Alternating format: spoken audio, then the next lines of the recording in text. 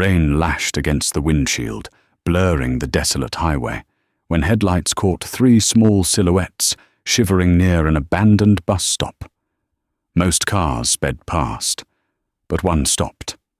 That single act of mercy would entangle a struggling father in a billionaire's dangerous secret, changing his quiet life forever.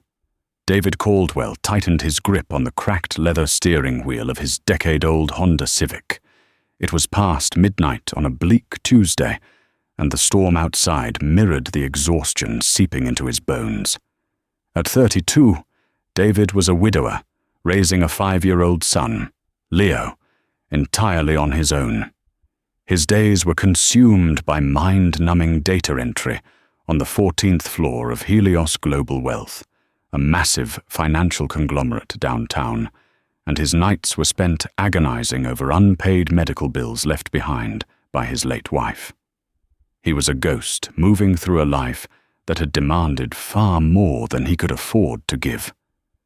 The rain was coming down in relentless sheets, flooding the potholes of Route 114, a winding, heavily forested stretch of road on the outskirts of Montgomery County. It was the kind of night where the dark felt thick and suffocating. As David rounded a sharp bend, his high beams swept across an old, rusted bus shelter. He almost kept driving, until his brain registered the anomaly in the shadows. He slammed on the brakes, the tires hydroplaning briefly before the car skidded to a halt on the gravel shoulder. Standing beneath the meager overhang of the bus stop were 3 little girls. David threw the car into park, grabbed his flashlight, and pushed his door open, the freezing rain instantly soaking his cheap button-down shirt. "Hey!" he yelled over the roar of the downpour. "Are you okay?" As he approached, the beam of his flashlight illuminated them. The oldest, perhaps 8 or 9 years old, stood defensively in front of the other 2. She was clutching a jagged tree branch with white-knuckled intensity, her jaw set in a fierce, trembling glare. Behind her, a girl around 6 was sobbing quietly, her face buried in the oldest girl's soaked Loro Piana cashmere coat. The youngest, no more than 4, was sitting on the wet concrete bench, shivering violently and clutching a ruined, mud-stained teddy bear. None of them wore shoes suitable for the weather. They looked like porcelain dolls abandoned in a hurricane. "Stay back!" the oldest girl screamed, her voice cracking with terror. "Don't come any closer!" David immediately stopped, dropping the flashlight so the beam pointed at the ground, casting a soft, non-threatening glow around his feet. He raised both hands, palms open. "Okay, I'm stopping. I'm not going to hurt you." He kept his voice steady, channeling the calm, reassuring tone he used when Leo woke up from nightmares. "My name is David. I'm a dad. I have a little boy at home named Leo. You guys look absolutely freezing. Where are your parents?" The oldest girl didn't lower the branch. "We don't need help. Our driver is coming." It was a lie, and David knew it. Her eyes darted wildly toward the tree line behind the bus stop, betraying a deep, primal fear.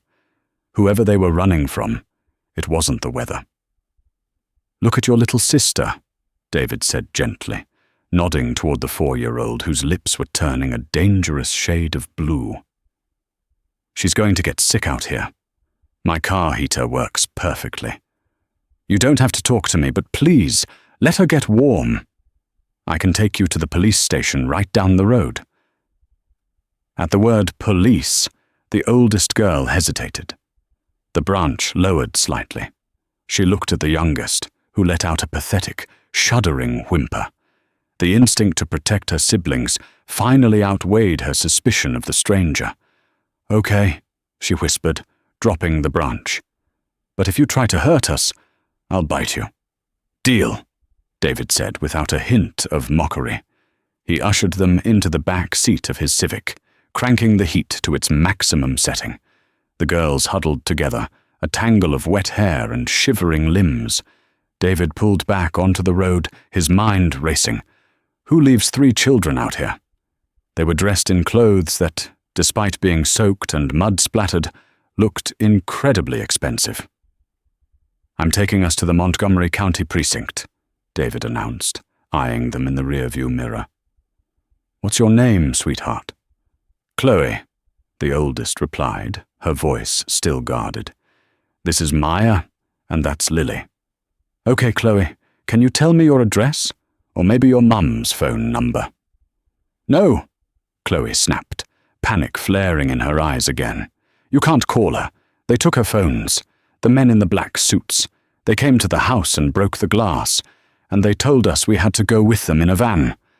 I grabbed Maya and Lily, and we hid in the laundry chute. Then we ran into the woods. David's grip on the steering wheel tightened until his knuckles turned white. Men in black suits? Breaking glass. This wasn't a case of negligent parenting. This was a home invasion.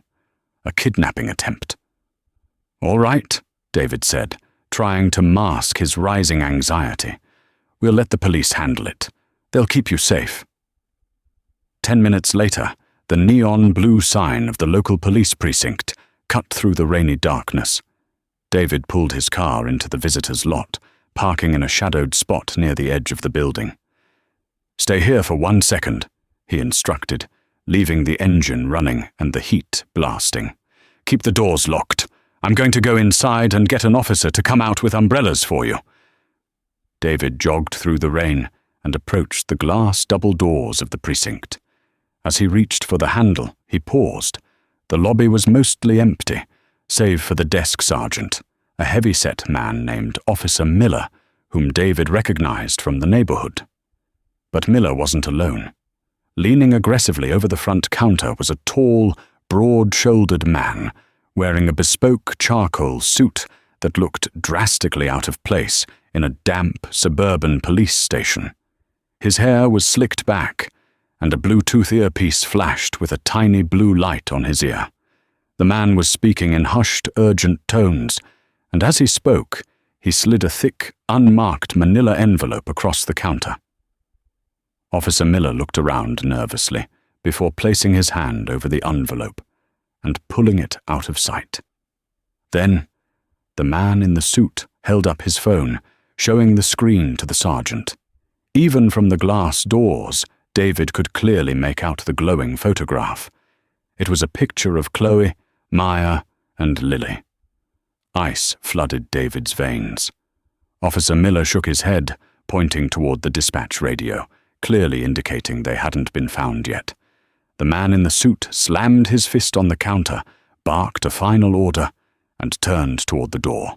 David threw himself backward, pressing his body flat against the brick exterior of the building, holding his breath as the precinct doors slid open.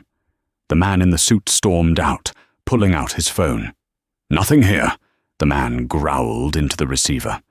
"Tell the extraction team to widen the perimeter on Route 114. We need those girls before morning, or Blackwood is going to have all our heads." The man marched to a black SUV parked illegally in the fire lane, climbed in, and sped off into the night. David stood paralyzed in the freezing rain. The police were compromised. The men who had attacked the girls' home were hunting them, and they were paying off local cops to act as their informants. If David walked in there now with the girls, he would be handing them directly to their kidnappers. He ran back to his car, tapped on the glass so Chloe would unlock the door, and slid into the driver's seat. He threw the car into drive and sped out of the parking lot, his heart hammering against his ribs. "Why didn't you bring a policeman?" Chloe asked, her voice trembling. David glanced at her in the rearview mirror. His life had always been simple, defined by a quiet struggle to survive. But looking at the 3 terrified children in his back seat, he knew he had crossed an invisible line. "Change of plans, Chloe," David said quietly. "You're going to come home with me tonight." Morning broke over the city in streaks of pale, watery light, filtering through the cheap plastic blinds of David's second-floor apartment. The storm had finally passed, leaving behind a heavy, humid stillness. David was awake before the sun. In truth, he hadn't slept at all. He had spent the night sitting on the floor by the front door, a heavy steel wrench from his toolbox resting across his lap, jumping at every creak of the floorboards. On the faded pull-out sofa in the living room, the three girls were finally sleeping peacefully, wrapped in a chaotic nest of David's warmest blankets. His own son, Leo, a quiet, curly-haired boy with bright, inquisitive eyes, was sitting on the rug nearby, meticulously lining up his plastic dinosaurs to guard the sleeping guests. David quietly moved to the small kitchenette to start a pot of coffee. The reality of his situation was settling heavily on his shoulders.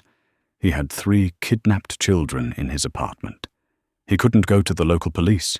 He didn't know who to trust, and he had absolutely no idea who these girls were. He walked over to the small radiator where he had draped their soaked clothes to dry the night before. Chloe's coat was nearly dry. As he picked it up to fold it, he felt a strange rigidity in one of the hidden interior pockets. He reached inside and pulled out an object that felt entirely out of place. It was a solid titanium card, heavy and cold to the touch. It wasn't a credit card. It looked like a high-level security key. The matte black metal caught the morning light, illuminating the intricate silver engraving on its surface. Helios Global Wealth Executive Access. Tier 1 G. Croft. David stopped breathing. He stared at the card, his mind violently rejecting the information. G. Croft. Genevieve Croft. Every employee at Helios Global Wealth knew that name. They feared it. Genevieve Croft was the billionaire CEO and majority shareholder of the entire conglomerate. She was a titan of industry, famously described by financial magazines as a brilliant, ruthless visionary who had built an empire from the ground up. She was also notoriously private. She never attended public galas, never allowed cameras into her personal life, and fiercely guarded the identities of her children to protect them from the very real dangers that accompanied unimaginable wealth. David worked on the 14th floor, a tiny cog in the sprawling machine she commanded from the 50th floor penthouse suite, and right now, the heirs to her multi-billion-dollar empire were asleep on his thrift store couch. A quiet gasp made David spin around. Chloe was awake, sitting up and staring at the card in his hand. "That's Mommy's," she whispered. "She put it in my pocket before they broke the door down. She told me to hold on to it forever." David knelt beside the couch, holding the card gently. "Chloe, is your mother Genevieve Croft?" The little girl nodded slowly. "Yes." David rubbed his temples, feeling a massive headache blooming behind his eyes. "You said men broke in. You said they locked her in the basement. Who were they, Chloe? Who ordered them to do it?" Chloe pulled the blanket tighter around her shoulders. "It was Dominic, my stepdad. Mummy told him she was going to make him leave because he was stealing money. He got really angry. He brought his scary friends. They locked her up, and he said he was going to take us far away so Mummy would have to sign papers to give him everything. Dominic Blackwood." David had seen the name in the corporate newsletters. He was Genevieve's estranged husband, a wealthy socialite who held a minority stake in the company. If Dominic could secure the children, he could leverage them against Genevieve, forcing her to transfer her controlling shares. It was a hostile corporate takeover, disguised as a family dispute, enforced by armed mercenaries. David quickly reached for the TV remote, turning on the small flat screen in the corner and muting the volume. He flipped to the local news channel. There it was. Breaking news. The screen showed an impromptu press conference taking place on the steps of the Helios Global Wealth headquarters. Standing at the podium, looking impeccably groomed and perfectly solemn, was Dominic Blackwood. David unmuted the television. "It is with a heavy heart that I must address the rumors," Dominic was saying, his voice dripping with practiced sorrow. "My wife, Genevieve, has suffered a severe psychological breakdown. Late last night, she fled our estate, taking our 3 beautiful daughters with her. Her current mental state makes her a danger to herself and to the girls." David stared in horror at the brazen lie being broadcast to the world. "Effective immediately," Dominic continued, looking directly into the cameras. "The board of directors has granted me emergency interim control of Helios Global Wealth. My only priority now is finding my daughters and getting my wife the medical help she desperately needs. We are offering a $5 million reward for any information leading to the safe return of Chloe, Maya, and Lily." "He's lying," Chloe said, her voice shaking. She had climbed off the couch and was standing next to David, glaring at the television. "He's lying! He wants to hurt her!" David turned off the TV. The pieces clicked together with terrifying clarity. Dominic had the police in his pocket. He had mercenaries searching the streets. He was using his new corporate power to control the media narrative, framing Genevieve as an unstable mother, while he hunted down the leverage he needed to finalize his theft of her empire.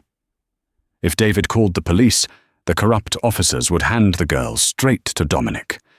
If he called the corporate headquarters, Dominic's people would intercept the call. And with a $5 million bounty on the girls' heads, David couldn't trust a single soul in this city. He was a low-level data clerk, making barely enough to scrape by, and he was suddenly the only thing standing between a billionaire's children and a ruthless sociopath. "David!" David snapped out of his thoughts. His 5-year-old son, Leo, was tugging on his sleeve. "Are the bad men going to come here?" Before David could answer his son, a heavy, rhythmic knock echoed against the apartment's front door. Thump, thump, thump. The girls froze. Maya let out a tiny, terrified squeak. David's heart stopped. He hadn't told anyone he was bringing the girls here. He had checked his rearview mirror a dozen times to make sure he wasn't followed. "Mr. Caldwell?" A deep, unfamiliar voice called from the hallway, muffled through the thin wood of the door. "We know you didn't clock in for your shift at Helios today. We just want to talk." David slowly reached for the steel wrench resting on the kitchen counter, his eyes locking with Chloe's. The real nightmare was just beginning. The heavy, rhythmic thumping against the apartment door reverberated through the small living room. Thump, thump, thump. "Mr. Caldwell," the deep voice called out again, the doorknob jiggling aggressively. "Open up. We know you're in there." The man gripping the steel wrench closed his eyes, his mind racing. He knelt beside the oldest girl, pulling her close, his voice barely a whisper. "Listen to me very carefully," he said, staring into her terrified eyes. "The names you gave me in the car last night, they weren't real, were they?" The girl's breath hitched. She looked at the door, then back at him, a tear spilling over her eyelashes. She shook her head. "Mummy told us if we were ever in danger, we had to use the emergency names. She said we could never tell anyone who we really were. I'm Daphne, this is Stella, and she's Lily." He let out a slow, stabilizing breath. "And your mother?" "The card says G. Croft." "That's a fake company," Daphne whispered frantically. "Her real name is Catherine Vanguard. The company is Vanguard Global, and the man on the TV, his real name is Preston Harrington. He's a monster." Vanguard Global, the parent mega-conglomerate that owned Helios and half the real estate in New York. The man realized with a sickening jolt that he hadn't just rescued the heirs to a corporate subsidiary. He had the children of the most powerful woman in the American financial sector sitting on his thrift store couch. He offered Daphne a tight, reassuring smile. It's okay to lie to protect your family, Daphne. I understand completely. Because my name isn't David Caldwell. That's just the name on my employee badge. He glanced at his 5-year-old son, who was clutching a plastic Tyrannosaurus Rex. And my son's real name is Noah. We're going to get out of here, okay? Just stay behind me. William gripped the wrench tightly. He hadn't always been a data clerk. Before his wife passed away, before the crushing medical debt forced him into a quiet, invisible life under a corporate pseudonym, William had served 4 tours in a specialized reconnaissance unit.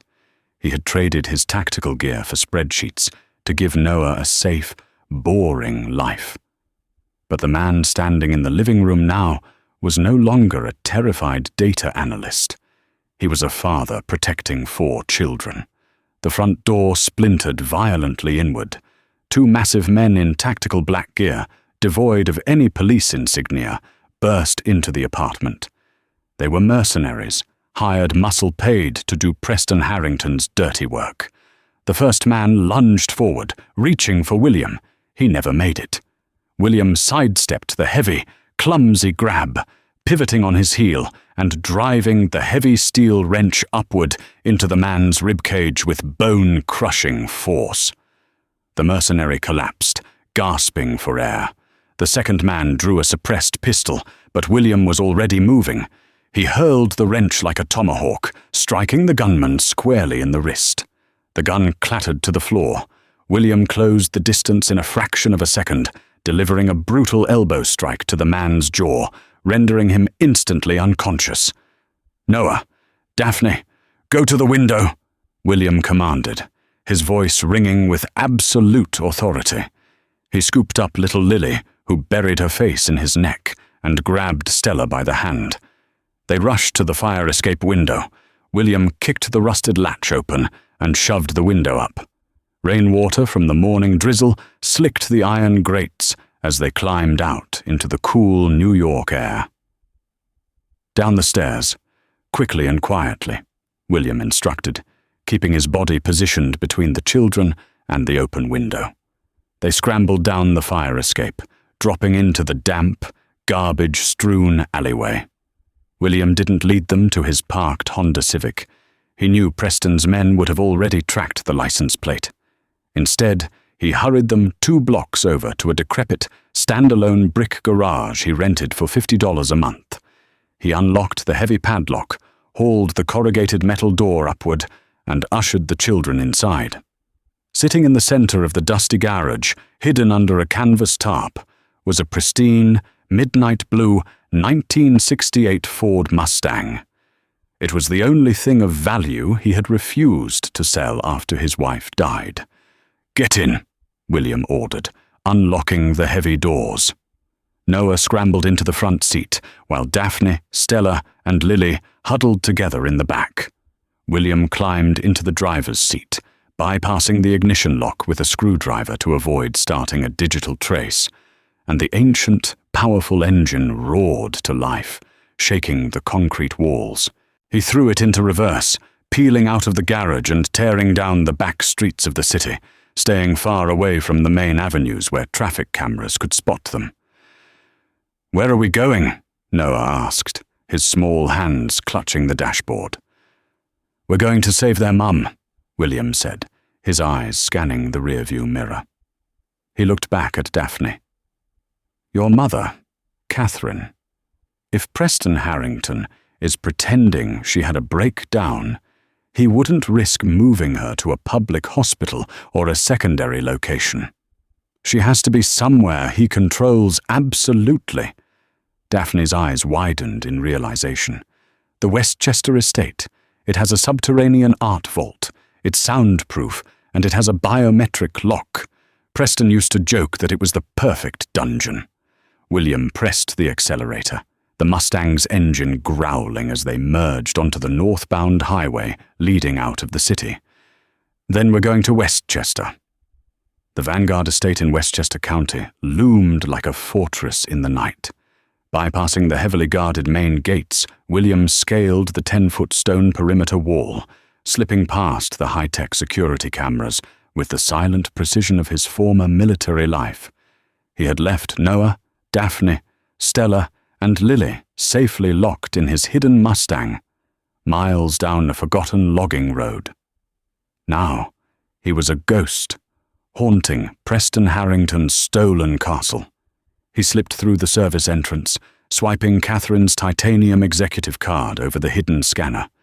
The mansion was deathly quiet above, but the faint echo of a desperate, muffled voice led him down a spiraling stone staircase. Deep underground, at the end of a cavernous, dimly lit corridor, stood a massive biometric art vault. Through the reinforced glass viewing window, Catherine Vanguard paced like a caged lioness. Outside the vault, Preston Harrington stood with 3 heavily armed mercenaries, barking into a 2-way intercom. "Sign the transfer, Catherine," Preston sneered, his face twisted in ugly desperation. "I have your daughters. Hand over Vanguard Global right now, or you'll never see them again." William stepped from the shadows, the heavy steel wrench gripped loosely at his side. "She's not signing anything, Preston, and you don't have the girls." Preston spun around, the blood instantly draining from his face. "Who the hell are you?"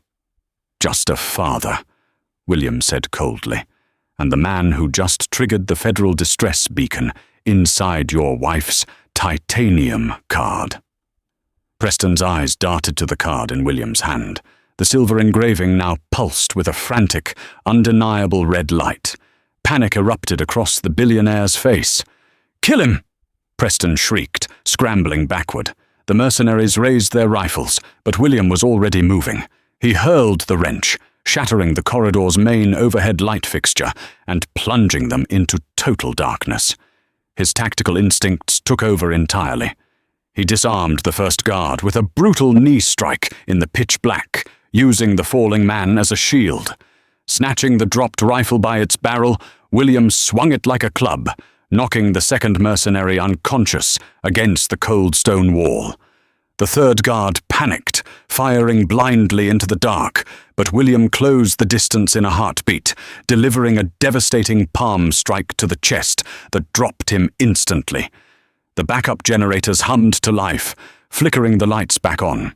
Preston was pressed against the vault door, shaking violently as the lone intruder stood victorious over his elite security team.